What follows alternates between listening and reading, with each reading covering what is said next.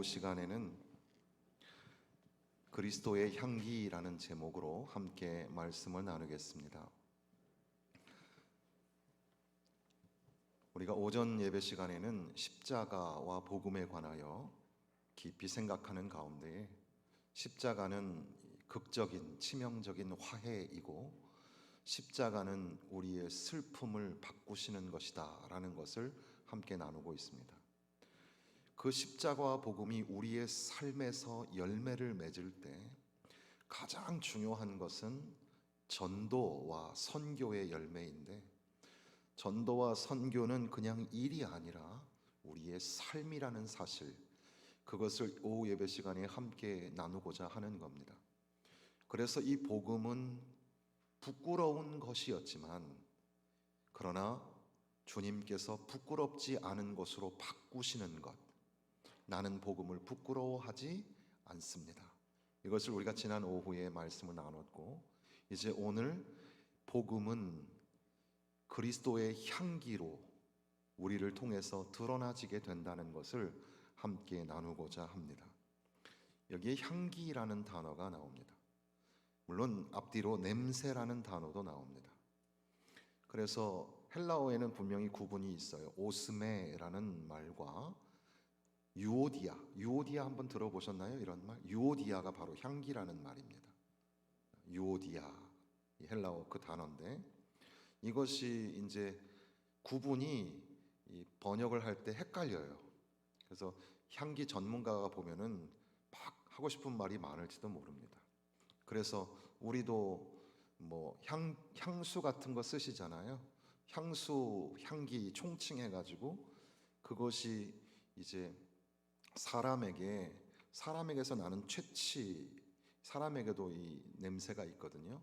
그 페르몬이라는 게 있어서 거기에서부터 이제 퍼퓸이라는 향수라는 것들이 이제 등장하게 되는데, 그때의 영어에서는 기본적인 구분이, 물론 인터넷 검색해 보시면 향수의 종류는 어마어마하지만 기본적인 구분이 프레그런스라는 것과 에로마라는 것과 센트라는 단어가 있습니다. 이 세 가지가 향수의 그 질, 농도 이런 거에 따라서 프레그런스라고 하기도 하고, 또 이제 아로마라고 하기도 하고. 아로마 많이 들어보셨죠? 아로마 식물원 같은데 한번 방문하고 오면 하나씩 사가지고 와가지고 이마에도 발라보고, 뭐 두통도 낫는다 그래서 뭐 귀도 발라보고 코도 발라보고 하다가 이제 화하니까 그걸 못 견뎌가지고 며칠 하지도 않고 처방해 놓으신 아로마 있으시죠? 그럴 수도 있겠는데, 아로마 테라피라는 것이 굉장히 유행을 하는데, 사실 이거는 고대로 올라가면 막 이집트의 문화 속에도 이게 나오니까 아주 역사가 오래된, 향수와 관련된 역사도 굉장히 오래됐습니다.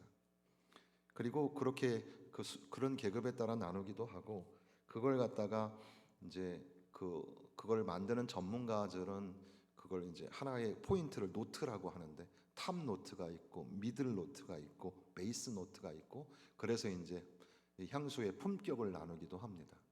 그리고 이제 보통 이제 여성분들이 쓰시는 그 향수라고 이제 제품이 만들어져 나올 때는 EDP, EDT, EDC 이 세 종류가 이제 향수가 되겠는데, EDP라는 것은 오드 퍼퓸이라는 말이고, EDT라는 게 이제 우리가 주로 쓰는 향수죠. 이 오드 뚜알렛이라는 말인데, 뚜아이에라는 불어, 오드 뚜알렛 할 때 이것이 이제 우리가 보통 쓰는 향수들이고, 그거보다 조금 약한 냄새는 나는데 1시간도 지속이 안 되는 거.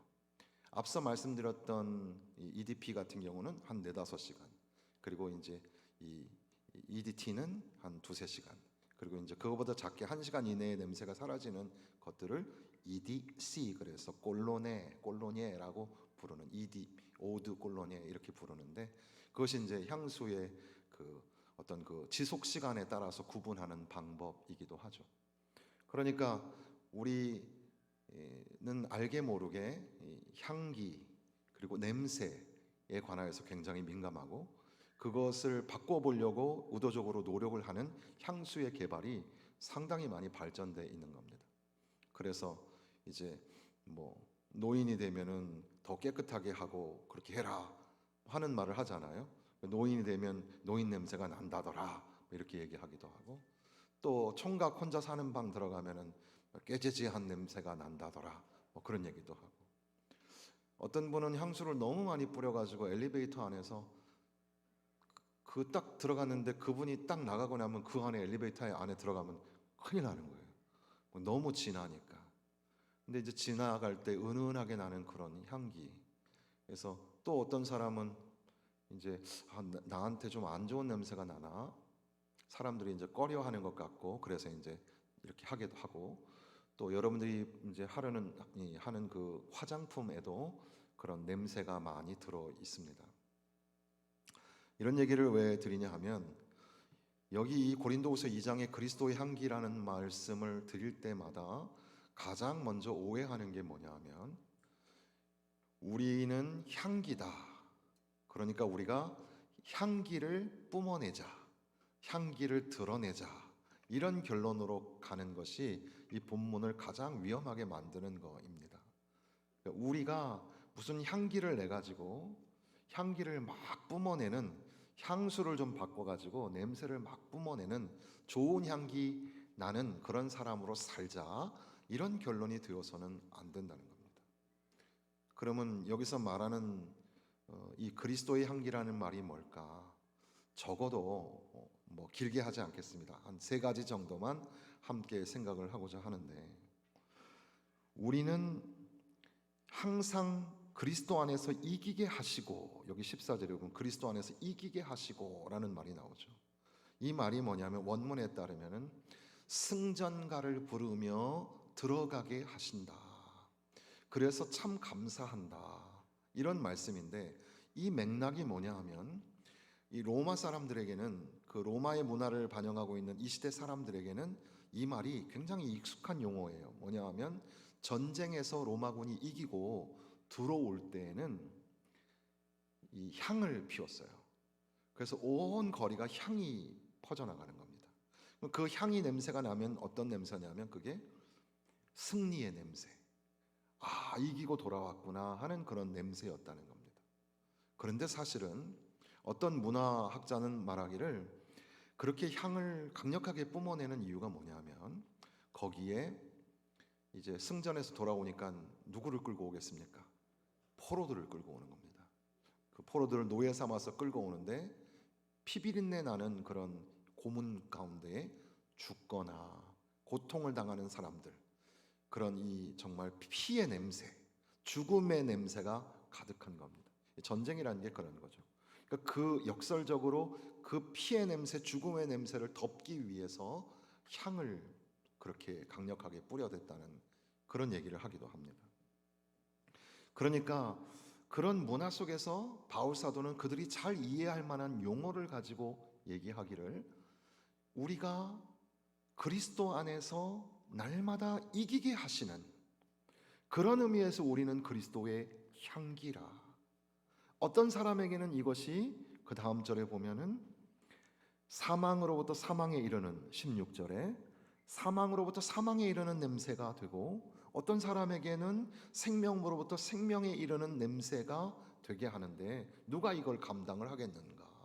그러면서 이것은 우리에게 승리를 주시는 그런 냄새이고, 또한 어떤 이에게는 이것이 죽음에 이르게 하는 아주 중요한 역할을 하는, 그것이 바로 오늘 그리스도의 향기, 우리는 그리스도의 향기라, 이렇게 말씀을 하는 겁니다.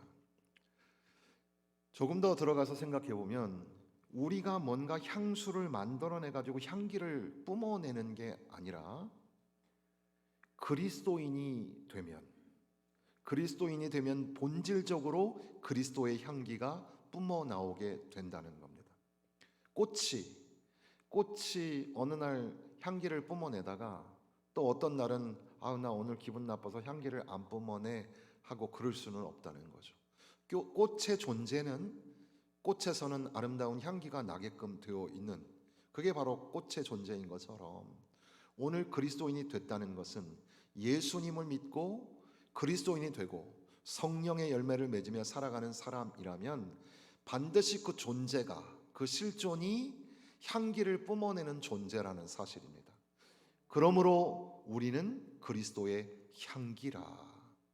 그러니까 여러분들이 예수님을 믿고 십자가를 하나님의 사랑과 은혜로 믿으며 바로 그 예수님을 나의 구주로 영접하고 주님 안에서 살고 주님 안에서 살기를 애쓰고 살고 있다면, 그렇다면 여러분들은 이제 그리스도인이 되는 겁니다. 예수님을 알지 못하고 예수님을 영접하지 못한 채 교회 다니는 사람들도 많이 있어요. 교회에서 능숙한 일을 많이 해요. 전문적인 일도 하고 봉사도 해요. 그러나 그 안에 예수님이 계시지 않으면 그 사람은 썬데이 피플이죠. 주일날 왔다 갔다 하는 사람이지만 그 사람은 그리스도인이 아니에요. 비록 신학적인 공부도 못했고 그리고 성경에 대한 지식도 해박하지 않아도, 그리고 찬양을 잘 못하거나 봉사가 서툴어도, 그래도 그 안에 예수님이 계시면 예수님을 믿고 예수님을 영접하고 예수 안에 살기로 결심하고 오늘도 열심히 노력하는 그런 신자의 삶으로, 거룩한 삶으로 거듭나고 있는 사람은, 그 사람은 이제 그리스도인이라고 부르게 됩니다. 바로 그리스도인은 그리스도인의 정체성 가운데 하나가 그리스도의 향기를 뿜어내는 겁니다. 나의 향기를 뿜어내는 게 아니라 그리스도의 향기를 뿜어내는 사람이죠. 그것이 이제 두 번째, 우리가 뭔가 만들어내는 게 아니라 그리스도인이 되면 기본적으로 우리에게서 드러나지는 냄새가 그리스도의 향기구나, 이렇게 말씀을 드릴 수가 있겠습니다. 그런데 그렇게 이 맥락이 이 전쟁과 관련이 되어 있다는 것과 그리고 우리의 실존과 관련됐다는 것을 배경으로 하면서 이 말씀이 왜 나왔는가를 조금 더 진지하게 고민해 볼 필요가 있습니다. 사실 바울 사도는 2장의 이 후반부는 이렇지만 전반부의 내용이 좀 심상치가 않습니다. 내가 다시는 너희에게 근심 등에 나아가지 아니하겠다. 내가 너희를 근심하게 한다면 내가 근심하게 한 자밖에 나를 기쁘게 할 자가 누구냐. 그러니까 지금 바울 사도는 어떤 사람들 때문에 굉장히 힘들어합니다. 그리고 그 사람들이 고린도 교회를 굉장히 어렵게 어수선하게 만들었습니다. 바울 사도가 사도냐? 그러니까 바울 사도의 사도권을 비판하고 있는 겁니다. 그러면서 바울 사도는 불완전하고 부족한 사람이고 뭔가 이상한 사람이다, 그런 식으로 몰아서 이 사람들이 그러나 우리는 완벽한 걸 가지고 있다라고 고린도 교회 성도들을 현혹하고 있었습니다. 그것이 지금 바울 사도에게는 큰 근심이 되었습니다. 그럼에도 불구하고 근심하는 것으로 나아가지 않겠다. 여러분, 힘든 일이 있어도 근심하는 그런 얼굴로, 그런 모습으로 나아가지 마세요. 그러면 원수 마귀만 좋아하는 일이 되겠죠. 근심하게 한 그자만 기쁘게 하는 꼴이 아니냐. 나는 근심하며 나가지 않겠다, 이렇게 말씀합니다. 그러면서 도리어 이렇게 내가 쓰는 것은 나를 기쁘게 할 자로부터 근심을 얻을까 염려하고 너희 모두에 대한 나의 기쁨이 너희 모두의 기쁨인 줄 확신함이로라. 나의 기쁨이 너희의 기쁨이 되고 우리 모두가 오히려 근심을 벗어나서 기쁨이 넘치는 삶을 살게 하고자 이 편지를 전한다, 이런 말씀입니다. 그런데 4절에 보니까 내가 마음에 큰 눌림과 걱정이 있어 많은 눈물로 너희에게 썼다. 이거는 한편 바울 사도가 얼마나 힘들었는가를 보여주지만, 바울 사도는 너희로 인하여 근심하게 하려고 하는 게 아니라 너희를 향하여 내가 얼마나 너희를 사랑하는지를 알게 하고자 함이라. 그러니까 근심이 있지만, 너무 고통스러운 근심이 있지만, 그러나 내가 너희를 사랑한다. 우리가 힘들고 어려워도 우리가 만나게 되는 사람들을 사랑해야 합니다. 기도하신 것처럼 사랑하고 용서하는 것이 필요합니다. 때로는 우리가 서로 이 코드가 맞지 않고 적성이 맞지 않고 서로 의견이 달라요. 그럼에도 불구하고 우리는 주님의 겸손하심을 본받아서, 그리고 성령이 우리 안에서 우리의 성품을 바꾸시는, 예수님의 성품이 나의 인격이 되게 하는 그런 변화의 과정 속에서 우리도 나와 함께하는 자를 용서하고 사랑하고 품어 주어야 합니다. 자식이기 때문에 어쩔 수 없이 용서하고 끌어안아 줘야 될 때가 있잖아요. 마찬가지로 우리는 주 안에서 한 가족입니다. 한편 우리는 근심도 합니다. 속상하기도 합니다. 그러나 그럼에도 불구하고 동시에 내가 너희를 얼마나 사랑하는지 모른다, 이 사랑으로 모든 것들을 치유해가는 바울 사도의 모습을 보죠. 그런데 그러한 근심함이 그에게 있어서 6절 말씀에 보면 이러한 사람은 많은 사람에게서 벌받는 것이 마땅하도다. 정말 이 사람 혼나야 돼, 벌받아야 돼, 이런 생각을 한다는 거죠. 그런데 그런즉 너희는 차라리 그를 용서하고 위로할 것이니 그가 너무 많은 근심에 잠길까 두려워하노라. 오히려 그것이 마땅함에도 불구하고 바울 사도는 그를 차라리 용서하고 위로해라. 그가 더 큰 두려움 속에 빠지고 더 큰 근심에 빠지는 것을 원치 아니한다, 이렇게 말하고 있는 겁니다. 너희가 범사에 순종하는 자들이 아니었느냐, 그러면서 너희가 무슨 일에든지 누구를 용서하면 나도 그리하고 내가 만일 용서한 일이 있으면 용서한 그것은 너희를 위하여 그리스도 앞에서 한 것이니 이는 우리로 사탄에게 속지 않게 하려 함이라. 우리는 그 계책을 알지 못하는 바가 아니로라. 우리가 피차에 용서하기를 배우는 겁니다. 제가 용서하고 여러분이 용서하고, 엄마가 용서하고 자식이 용서하고, 아빠가 용서하고 딸이 용서하고, 서로가 용서하고 용서하는 가운데 우리는 서로를 배워가는데, 이것은 우리 인간관계에도 아름다운 회복이 일어나는 거지만, 그러나 영적으로 보면 우리가 사단의 계략을 알지 못하는 게 아니라 우리를 깨트리고 부서뜨리려는, 가정을 허물고자 하는 사단이, 그리고 교회의 사랑의 공동체를 깨뜨리고자 하는 사단의 그 전략을 우리가 알지 못하는 것이 아니라, 그러므로 영적으로 분별하고 깨어 있을 때 우리는 아무리 내 삶에 그것이 근심으로 다가오고 말할 수 없는 고통이었지만, 사실 조금 더 깊이 들어가 보면 바울 사도가 자존심이 많이 상할 정도로 굉장히 곤란한 지경이 되고 있는 겁니다. 고린도 교회는 여러 가지 문제가 있었지만 그 중에서 하나 치명적인 게 바울을 건드리는 일이었거든요. 근데 어쨌든 그럼에도 불구하고 바울은 근심 중에도 오히려 기쁨으로 나아가며, 미움과 원망이 내 안에 있었지만 그것을 도리어 용서와 사랑으로 변하여 나아가게 되는, 그것은 바로 고린도 교회를 위함이고 그것은 바로 예수 그리스도의 이름을 위하여라는 사실입니다. 자, 이런 맥락을 가지고, 이런 배경 가운데에 지금 이제 내가 너희에게 말하기를 항상 우리를 이기게 하시는, 우리로 말미암아 각처에서 그리스도를 아는 냄새를 나타내시는 하나님께 감사하노라.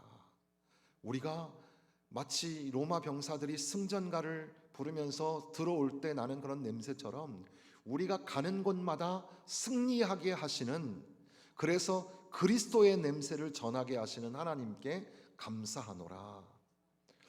이것이 바로 전도입니다. 전도는 하나님의 지혜.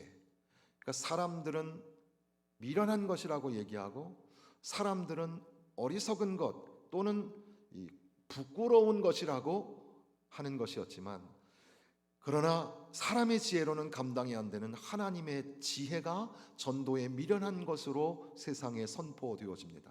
하나님의 가장 미련한 것이어도 세상의 지혜가 따라올 수 없고, 바로 그 전도의 미련한 것은 우리에게 부활과 영생과 생명을 허락하시는 놀라운 구원의 역사가 담긴 생명의 복음이 그 안에 담겨져 있다는 거였습니다.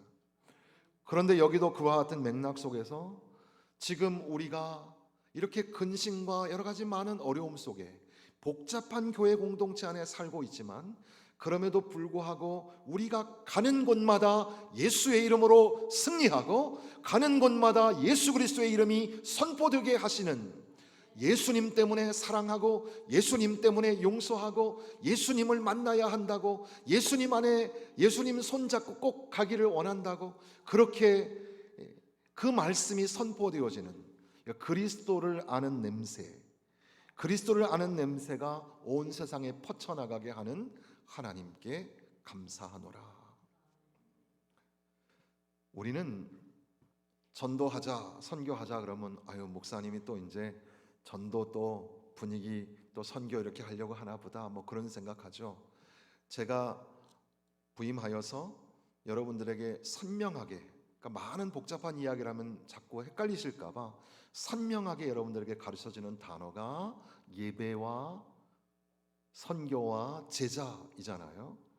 그런데 사실은 제가 생각하는, 목회적으로 꿈꾸는 이 선교가 지금 막 되고 있는 건 아니에요.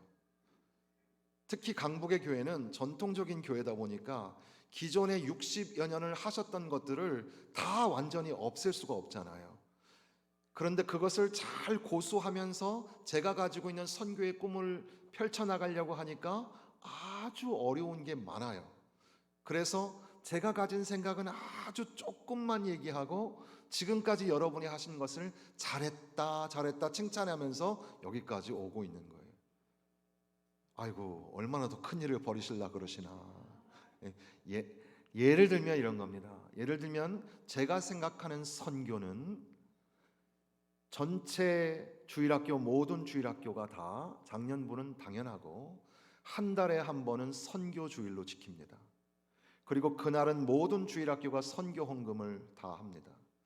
유치부도 선교사님을, 유초등부도 선교사님을 한 선교사님씩 다 후원할 수 있도록, 그게 얼마가 되든지는 상관이 없습니다. 그러면 벌써 몇 교회가, 몇 명의 선교사가 후원이 되겠습니까? 남전도회와 여전도회가 있습니다. 그 여전도회가 한 선교사님씩만 돕는다면 우리는 20개를 넘는 선교사님들을 돕게 될 겁니다. 그리고 우리는 여름에만 단기 선교를, 우리는 선교사님들한테 단기 선교 가서 뭐 대단한 걸 하고 온 것처럼 생각하지만 선교사님들이 여러분 힘들지 않도록 보여주시는 그것만 구경하다가 오시는 거예요. 사실은 1년 12달이 다 선교의 달이 되어서 겨울에는 어떻게 선교사님을 도울 거며, 봄에는 어떻게 선교사님을 돕고, 가을과 겨울에는 어떻게 선교 여행을 떠날 것인가. 그래서 선교 여행을 뭐 그냥 여름에 수련회 가듯이 가는 것만 선교 여행이 아니라 2월 달에도 선교 여행을 가고 3월 달에도 선교, 단기 선교를 가고, 또 그렇게 매달마다 단기 선교가 때로는 10명, 20명 가기도 하고 때로는 1명, 2명 가기도 하고, 그리고 또 이렇게 단기 선교사로 6개월씩, 한 달씩, 1년씩 가 있는 선교사들이 생겨나는 그런 선교. 그리고 이것은 거기에서 멈추는 것이 아니라, 오전에도 그런 기도를 장로님 하셨지만 낙도, 오지, 농어촌, 미자립 교회에 작은 교회들이 얼마나 많은지 모릅니다. 그 교회가 우리와 같이 동행하지 않으면 모든 교회는 망할 수밖에 없습니다. 우리는 그런 약한 교회들을 붙들고 가야 합니다. 할 수만 있다면 우리 교회가 1000명이 넘고 10,000명이 넘어서 그러는 게 아니라, 우리 교회도 작지만 우리 교회가 작은데도 불구하고 우리 교회가 또 작은 교회를 만들어내는 그런 능력, 그것이 또한 필요하죠.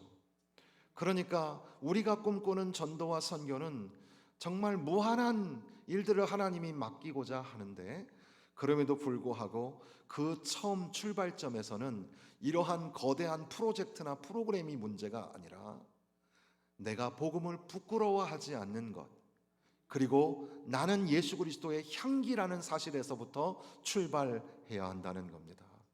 그러니까 한 사람을 전도하고 데려다 앉혀놓는 것, 이게 너무너무 귀한 거지만 그것만 전도라고 생각하지 마시고, 내가 예수 그리스도의 복음을 선포하는 것이 부끄럽지 않은 일이라는 것, 아니 막중한 일이라는 사실을 깨닫는 것, 날마다 깨닫는 것이 중요합니다.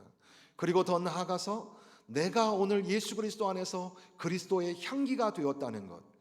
나도 근심이 있어요. 삶의 문제도 있어요. 힘든 거 많아요. 그런데 그럼에도 불구하고 우리를 날마다 이기게 하시는 예수 그리스도, 바로 예수 그리스도를 아는 냄새를 우리를 통하여서 펼쳐지게 하시는 하나님 앞에 감사하는, 바로 그것이 전도의 시발점이고 선교의 출발점이 되어야 한다는 겁니다. 우리는 수많은 사람들처럼 하나님의 말씀을 혼잡하게 하지 아니하고 곧 순전함으로 하나님께 받은 것 같이 하나님 앞에서와 그리스도 안에서 말하노라. 이것은 순전한 복음에 관하여 말씀하시는 거죠. 그러니까 복음 외에 다른 이상한 가르침이 들어오지 않도록 해야 한다는 그런 의미로도 읽을 수 있습니다. 그런데 문득 저는 이 말씀을 읽으면서 복음은 심플하고, 그러니까 복음은 간결하고 복음은 단순한 것이다. 목사님들은 또 신학자들은 복음이 뭐 이것이 어쩌고 헬라어에는 어쩌고 조직신학적으로는 어떤데 선교의 역사는 뭐 어떻게 되고 이런 얘기 하는데, 그런 복잡한 얘기를 몰라도 생명의 복음, 이 복음은 아주 간결하고 아주 단순합니다. 예수 생명, 예수 구원. 한번 해보실래요? 제가 예수 하면 여러분 생명, 시작. 예수, 예수, 예수, 예수. 예, 굉장히 간단하죠. 옛날에는 뭐 예수 천당, 불신 지옥 그랬는데 그게 굉장히 원색적인 복음이다 보니까 현대인에게 걸맞지 않는 그런 구호이기도 하죠. 그러나 복음이라는 것을 설명할 때 오히려 이 단순성이 가져다 두는 막강한 힘이 있습니다. 예수는 생명이고 예수는 구원이며 예수는 우리의 소망입니다. 그러니까 이 복음을 전한다는 것은 많이 배운 사람이 하는 게 아니에요. 복음을 전하는 것은 중직자가 하는 게 아니에요. 복음을 전하는 건 모태신앙이 하는 게 아니에요. 복음은 예수님을 만난 사람이 하는 거고 예수로 말미암아 가슴이 뜨거운 사람이 하는 게 전도라는 사실이죠. 사랑하는 성도 여러분, 이제 우리는 우리의 일상의 자리로 돌아갑니다. 가정에서부터 우리의 직장, 우리의 삶의 자리 뭐 하나 뭐 이렇게 좀 평안한 게 없잖아요. 돌아보면 이것도 걱정이고 저것도 염려고 근심 덩어리입니다. 바울 사도도 그랬고 고린도 교회도 역시 그랬습니다. 그럼에도 불구하고 바울 사도는 기쁨으로 고린도 교회와 함께 공유하기를 원하면서 우리를 이기게 하시는 그리스도, 바로 예수 안에서 우리는 그리스도의 향기가 되었다는 사실을 잊지 말자고. 그래서 우리는 어떻게 되든지 무슨 방도로 하든지 예수 그리스도를 전파하는, 전도하는 교회, 선교하는 교회가 되자고 그렇게 격려하고 있는 겁니다. 이 마지막 때에 우리 교회가 무엇을 해야 할까요? 가슴 뜨거운 예배, 성령이 역사하시는 그런 예배를 드리고 하나님의 말씀을 품으며 세상에 나가서 그리스도의 향기가 되어서 나는 복음을 부끄러워하지 않습니다, 나는 복음을 부끄러워하지 않습니다 하며 세상과 저항하여 하나님의 생명의 복음을 선포하는 이 전도와 선교의 사명이 이 교회의 가장 소중한 사명이요 저와 여러분의 삶의 가장 중요한 목표가 아니겠습니까? 그러니까 너무 세상살이에 근심하지 마십시오. 너무 힘겨워하지 마십시오. 우리 자녀들 때문에 속상해하고 또 돈 문제 때문에 어려워하고 육신의 질고와 질병 때문에 너무 속상해하지 마십시오. 그거 다 아무것도 아니에요. 하나님이 기뻐하시는 삶을 살기 위하여 이제 이번 한 주 몸부림을 칩시다. 하나님이 기뻐하시는 삶, 근심을 뛰어넘어서 기쁨으로 나아가고 날마다 우리가 그 삶 가운데서 예수 그리스도의 복음으로 말미암아 이기게 하시는 예수, 바로 그 예수 생명, 예수 구원, 예수 소망 가지고 승리하며 사시기를 주님의 이름으로 축원합니다.